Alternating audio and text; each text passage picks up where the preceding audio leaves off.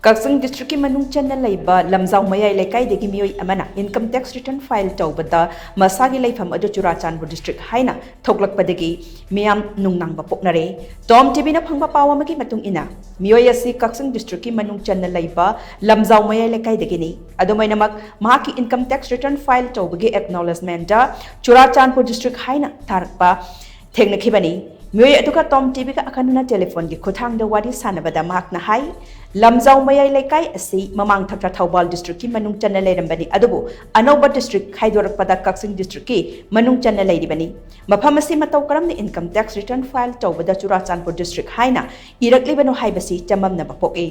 thogdok asina ahan basu nate mamangda hiang lamdagi mioi amasu chap manaba case ama thengnakiba leirkrabani haujak leiriba lamdam asigi phibam asida oirakliba issue asi yamna sensitive oiba maramna mari leinaba singna hiram asigi matangda akhanaba miyeng changbaga loinana matam leiringaida semdok khobagi tangai fadaba lei hainasu makna makhatana phongdorakhi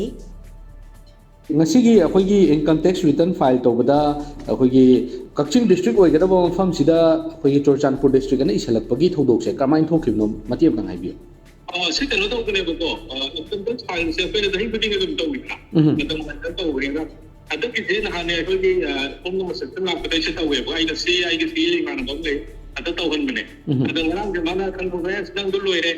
ana mana ai wona magi si receipt ai dare ne ba ana ko ai ga ai ni ko ko no sen tawre ana ka ta ana step to wi ga ta mane khang dong nai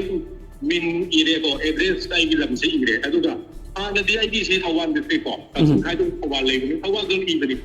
adu ko ma ma se Churachandpur Thawan gi da ga Churachandpur ne gi da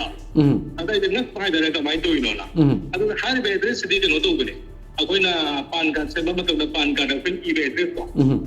adu dong oi ga to bani to ada address tag ki lekai ki dulu itu maga district makam kita pada Churachandpur daerah Pahidar ada masih yang tadi ada na hatta mungkin memang semua mesti sudah ni mana tu pun jangan mau dong dek mana Churachandpur lekai ki no kan dia ikau juga orang Churachandpur all ide na kai bom suting lagi bapak ada mesti kamai tu ini kan dia mesti adu masi akhoi ki mamang da su akhoi ki airport Imphal gi Bertikan Jejit International Airport sida akhoi ki address si Churachandpur na isalakibagi adugumba thodok sing thoki bisu leigre aduga hojik takpi gi matungina hiang lamdagi su income tax return file tawu matamda sumaina Churachandpur na isalakbagi thodok si thoe na takpi rabani na masi haiba thodok si ahan boina thokpa natabani na hojik leiriba Manipur situation sida hai tare hojik thengnari ba lan sida lan manung sida sigumba akhoi gi negligence ma lak pasi akhoi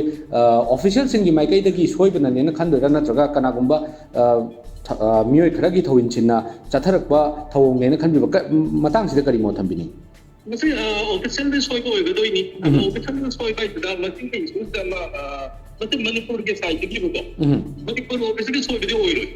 oi ai da ne ase ke pen card iri ba income tax ke file the iri ba ki Delhi da ma ki head office to bunga da ni buka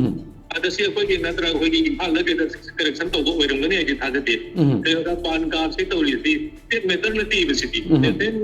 te gi official to bi su ni na ada national ki su da kamana national culture mo na kamana se to li no se ma se ta se ne